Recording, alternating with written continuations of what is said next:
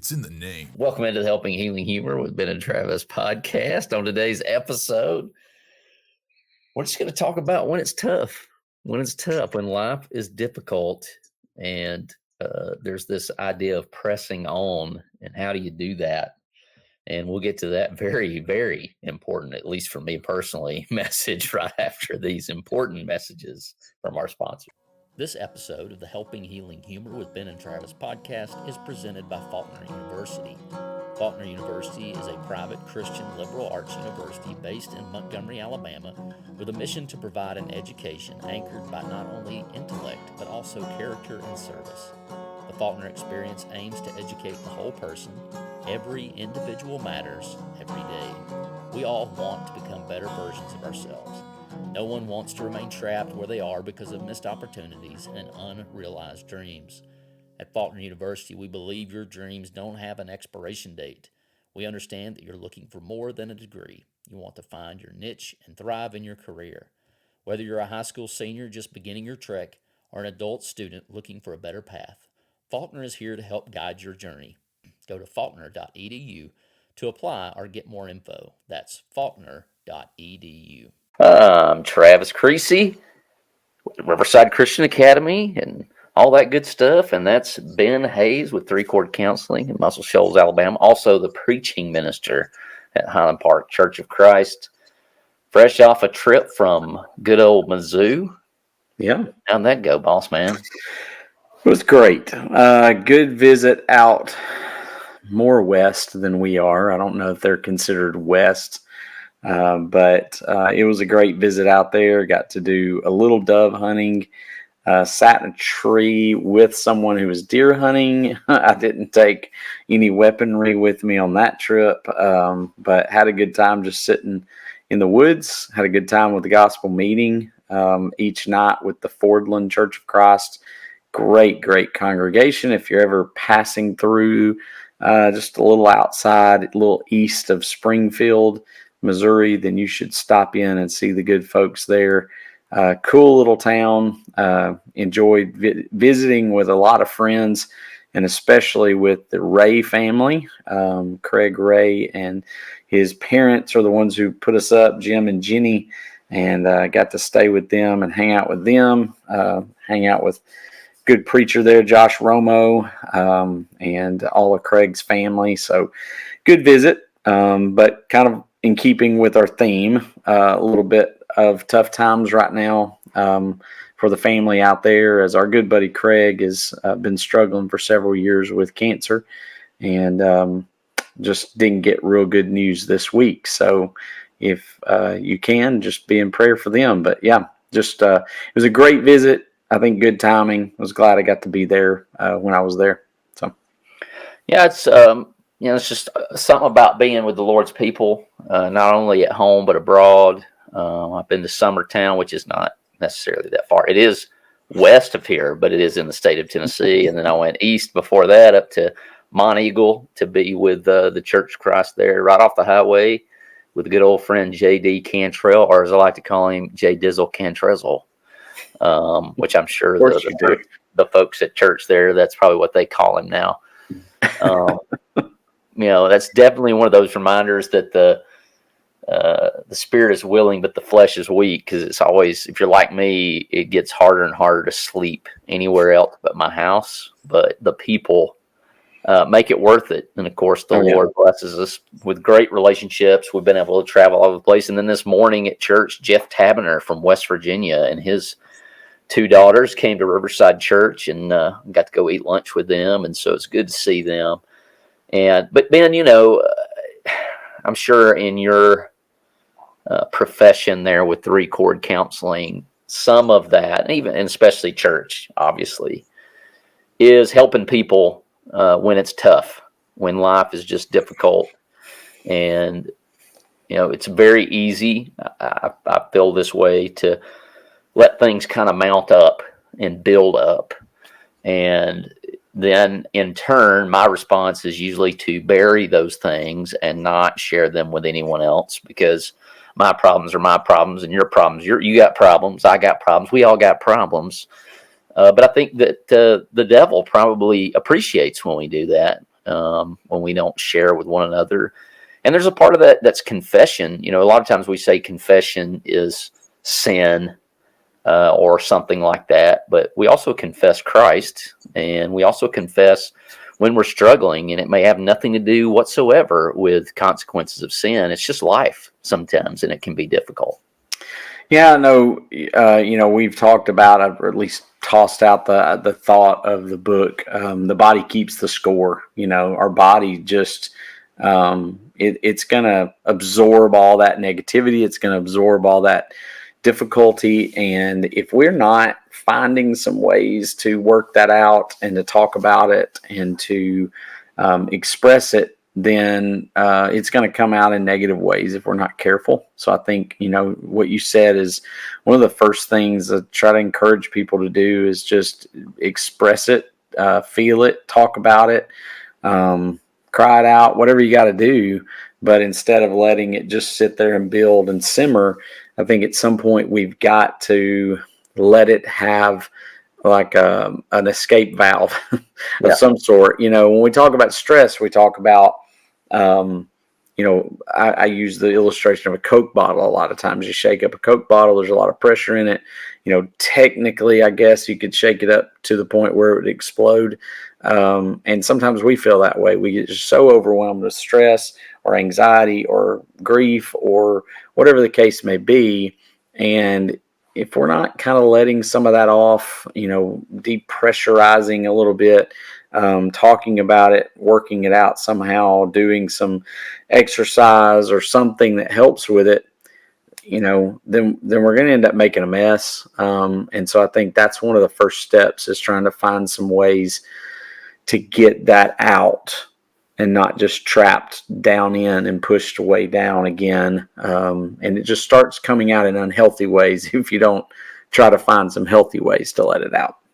And a lot of those things you mentioned are what we might call small victories.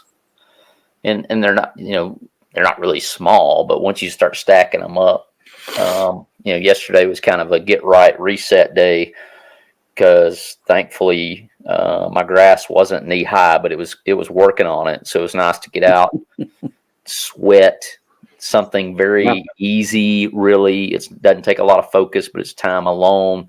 Listen to music, listen to podcasts.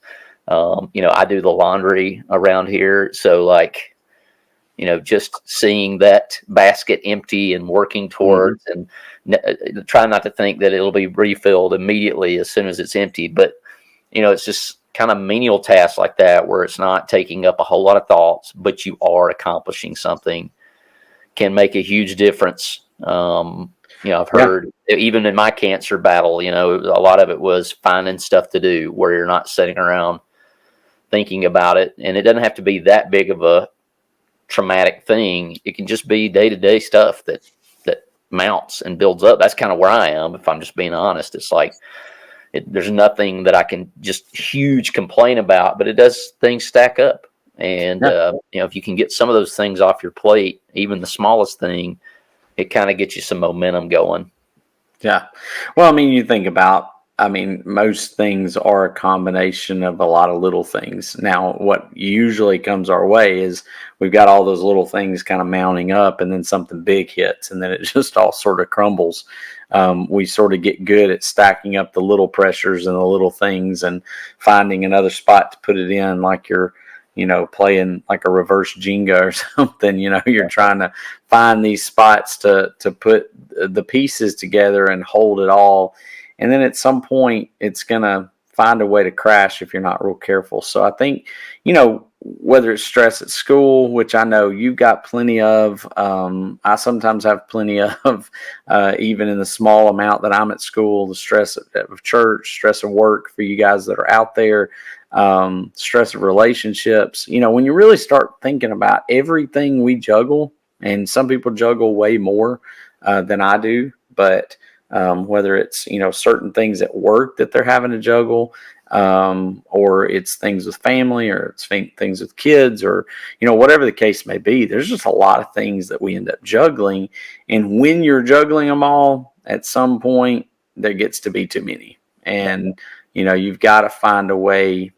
I've had to learn, and I'm still not real good at it. I've done a little bit better at it, but learning to say no is a pretty powerful thing. Yeah. I think what you've talked about a few times. I think Karen said, no is a complete sentence. And so, I'm not going to take any more on my plate right now because I know that I've reached my limit, and finding ways to not put extra things on our plate, finding ways to work off some of the stress if it's there. I mean, like what you said, cutting grass or doing something that, sometimes people go, well, that's more work. Well, sometimes that's work that helps, though. Mm-hmm. There are some things like that are beneficial. And there's some people who probably hate cutting grass or hate doing That laundry. wouldn't Maybe work. that's not where you want to start, but it is kind of a place where I can get my mind clear, and there's not too many things to run into. Although I have done that before. My wife gets frustrated if I cut the grass because she wants to cut the grass, and so when I get out there and do it, she's like, "Would you please not do that?" Because that's my getaway. So yes, yeah. what Well, she you likes. gotta have them. I don't know that I would have ever said that growing up, that would be the one that I would want, but No, a lot of we sermons. have a push more. We don't even have a riding more, but she Wow, just likes to push it. It gives impressive, her a, kind of a stress reliever. So impressive, I impressive. don't know. Ben, when people come to you and they're looking for help with something like this, and obviously it's probably a little more in depth, maybe more traumatic, maybe not, maybe it is a bunch of small things. Is there some advice that you give them, maybe their loved ones or whatever, Yeah, it kind of depends on the scenario. Which kind of thing. If it's a stress or a lot on their plate. What we're talking about. If we're just talking about that, where there's just a bunch of things mounted up, I think you have to look at the important and the urgent things. What's most important right now. What are the urgents? And so sometimes we do like a little graph, where we have important at the top and urgent on the side, and then there'll be beside the important, you'll have not important, and then not urgent down below the urgent. And you kind of look at those quadrants and see what it fits. So you've got things that are important and urgent, not important and urgent, not urgent but important, not urgent and not important. And you try to fit things into those quadrants and go, where does this thing that I'm really stressing about fall? Is it something that's ultimately really important? Is it something that's just super urgent? Is it something that's neither? And just trying to place things in the right quadrants sometimes can help. I did this with some kids, maybe to make it a little bit easier, I guess, to picture. I did 3 file folders with some kids one day, and I said, this file folder represents the past, past things. This file folder represents like right now things, and then this third one represents the things in the future. And so, a lot of times we start getting really stressed about things, even if it's an illness or sickness or something that somebody's going through. And what we end up doing is we start thinking about file folder number 3, what's coming up in the future. And we let that dictate even what's going on right now. And then sometimes we let the past things creep in, stuff that we're irritated about or frustrated about that has happened. And so what I've tried to encourage even the kids to do is go, okay, look at these 3 file folders and what is it you're worried about right now? And, if it's something that's from the past, we go, well, that really belongs in this folder over here. Let's stick it there. Let's like visualize it being there. This is the one we can't really do anything about because it's already done. But we can stick it over there and we can see it there. Here's a file folder over here that's for the future. And I really don't have much bearing on that either. Like I can maybe plan for it. So maybe the planning for it could go here, but I can't get too bogged down in the future things because I've still got the file folder of today. of this moment. And so we try to talk about what goes in each of those things. And so that kind of breaks down important and urgent a little bit, at least goes along with it, because the things that belong today, let's deal with them today. And if you go, hey, that's a tomorrow file folder, then I'll pick that up tomorrow and it will become today then. But, trying to visualize that and help people understand I can't do much about the past. I can't really predict nor do too much about the future. So let's try to stay in the present. We've talked about that a lot of times on here. Yeah, I think even if it's a bunch of little things or if it is something traumatic, we've obviously talked at length about my leukemia battle, but it certainly was overwhelming when I got too far ahead. When I started thinking about how long is this going to last, how long is it going to take, what all it's going to be.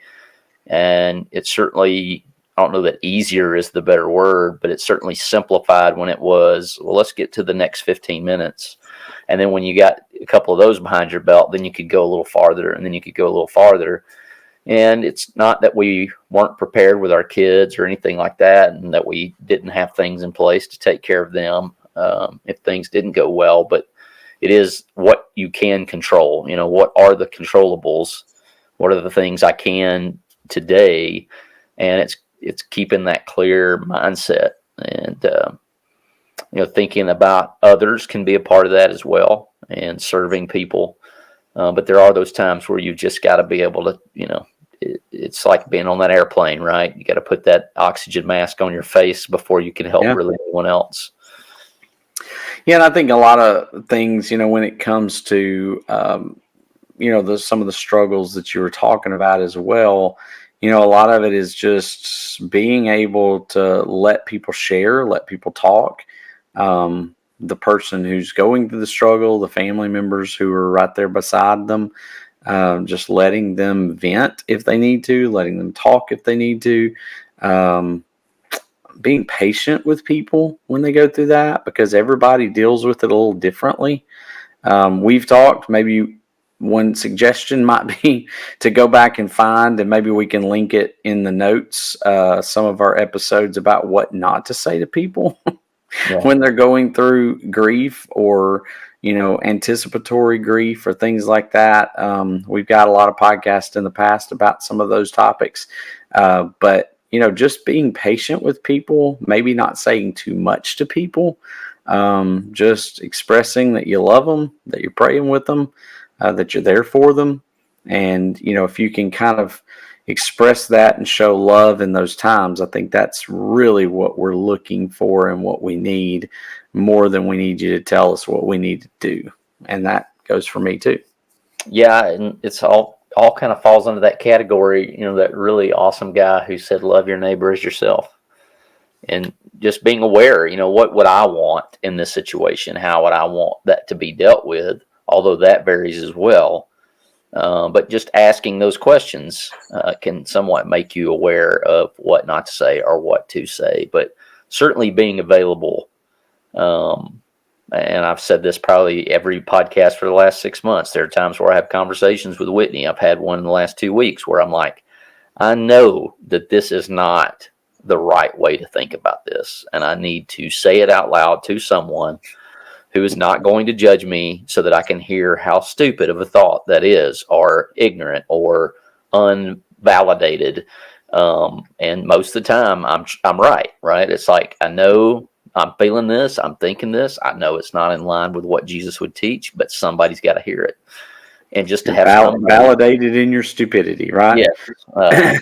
Have someone who can listen and hear can help alleviate some of that, Yeah, no, I think that's perfect. And I think, one of the things that we do is we work it out as we talk about it, in the book, How to Talk So Your Kids Will Listen and Listen So Your Kids Will Talk.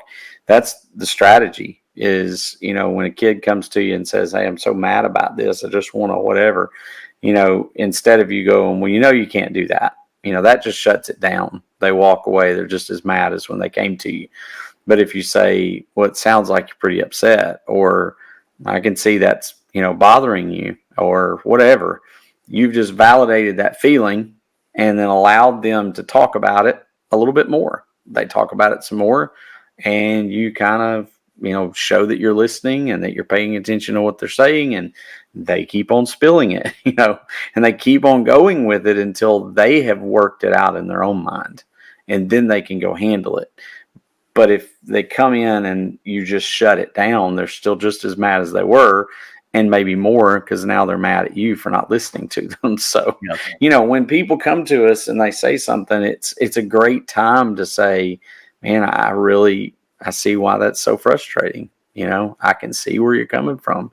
Whatever the case may be, just try to get into the mode of empathy. I'm empathizing with you. And I'm feeling what you're feeling. Weep with those who weep, rejoice with those who rejoice, kind of thing, Romans 12, and just kind of be in the moment with them. And generally speaking, people start to sort of formulate a plan without you even having to give them one. They don't really want you to give them one. So, thanks for that great idea that you didn't really give me. Let me work through it. Yes. Let me work through it. And, people don't always want a pep talk either. I know some people, much like the ladies, I have to decipher. I have to ask Whitney, hey, is this something you want me to fix, or is it something I need to listen to? I think with guys, it's not necessarily, I want you to listen to me, but like, I don't need a pep talk. I just need somebody to hear that I'm feeling this, right? And I maybe as a guy, I'm saying this, but it seems like guys generally either bury it more, generally speaking, than the ladies do. And we might could take a page from them, but I think a lot of times we don't want to show weakness. Yeah. But really what we're doing is showing a weakness in the fact that we can't really talk about it. But maybe, just maybe, we've never been taught how to talk about it. That's true. And I've been challenged by that in the past, from the standpoint of, we say, well, weakness, get you hurt, or showing that, you're afraid of what that would mean as a man. But then, when I think about some of the toughest people in the Bible, David comes to mind. I mean, he fought a bear and a lion, and he had, fought a giant. And, the list goes on about the things David endured and David went through. And yet David wrote some of the most beautiful poetry that's ever been written. And some of the most, like, in-depth, emotional, tough stuff. It was like he was very much in tune with the way he was feeling. And sometimes it was, it almost comes across as questioning and disputing with God, but yet it's incorporated into the pages of God's word, because I've said it before, I don't think God so much minds that we come to him with our anger, as long as we're coming to him. Mm-hmm. I don't think he minds if we're coming to him with our sadness, as long as we're coming to him. And I think he prefers that we do that with him, and that we bring those burdens to each other so that we can bear one another's burdens. That's why he gave it to us. And so it feels like it's a weakness, but yet there's some pretty strong dudes that have poured out some pretty amazing lines. And he's not the only one, but certainly kind of comes to the forefront in my mind because of the book of Psalms. Well, I like that phrase, lean not on your own understanding. And there's a pride aspect to that. When we won't take it to the Lord, or we don't share it with others as well. And that's definitely deep in us Southern boys. We're taught, right, that you shouldn't burden someone else. And that kind of flies in the face of Scripture, which you've mentioned. Well, we grew up here, and don't rub it, when you get hit by a baseball, or, grown, men don't cry, boys don't cry, and that sort of thing. And, couldn't really be further from the truth, I don't think.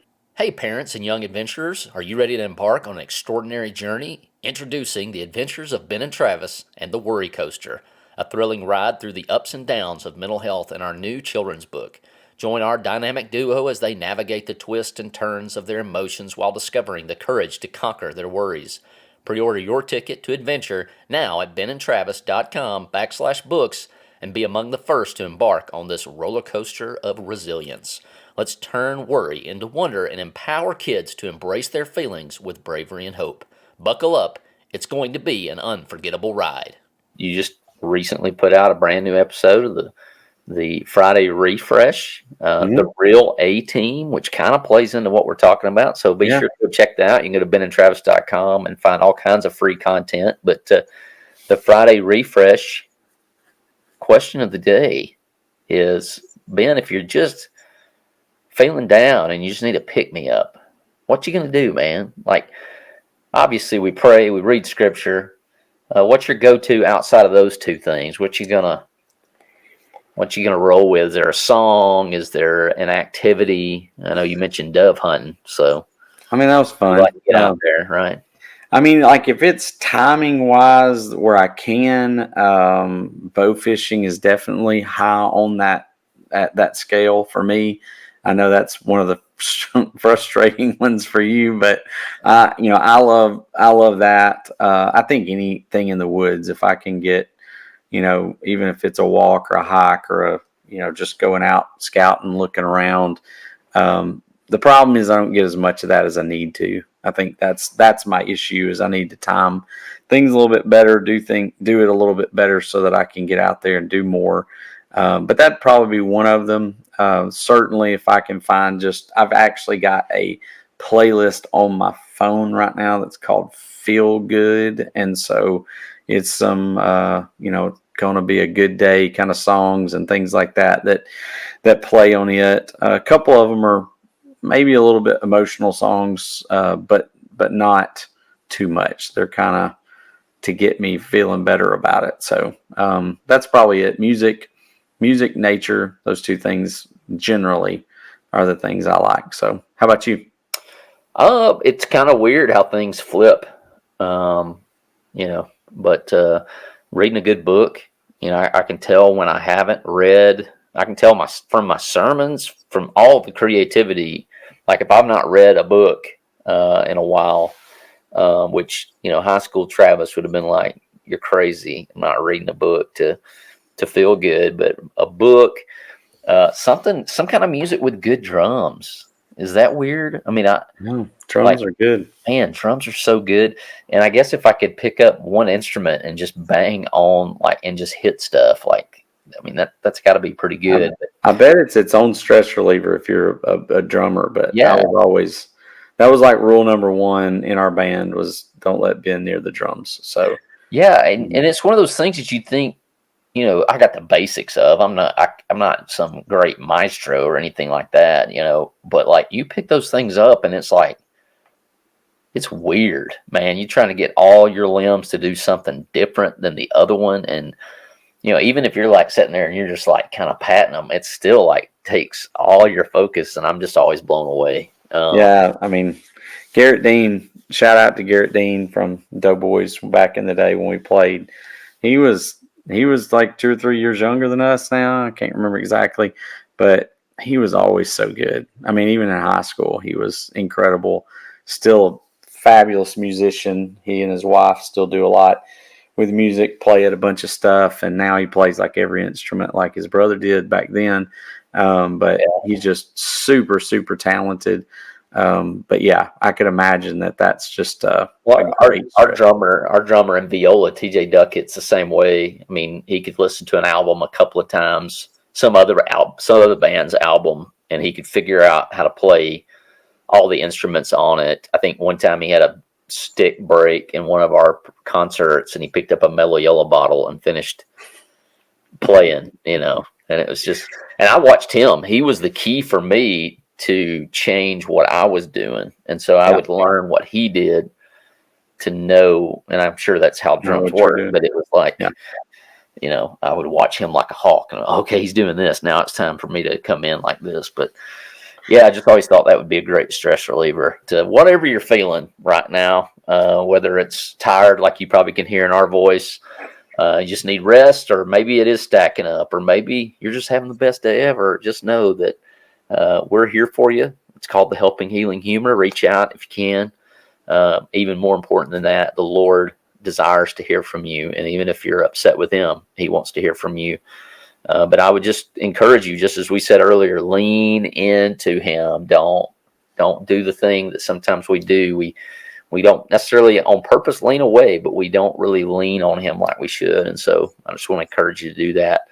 Whatever you're feeling today, that's a good idea to lean into the Lord. And Ben, I appreciate you jumping on at the late hour as we reset another week and get ready to go again. Absolutely. Well, I said in my sermon this morning, I said that, we talked a little bit about Deuteronomy 31 and how Moses was directing the people before they went across the Jordan. And he said, he is going to go before you, and he is never going to leave you, and he is never going to forsake you. So no matter what you're going through, God's gone ahead of you. He's going to, prepare the way, take care of you. He's not going to abandon you or leave you, and he is absolutely going to never forsake you. And so he'll be right there with you no matter what it is you're facing.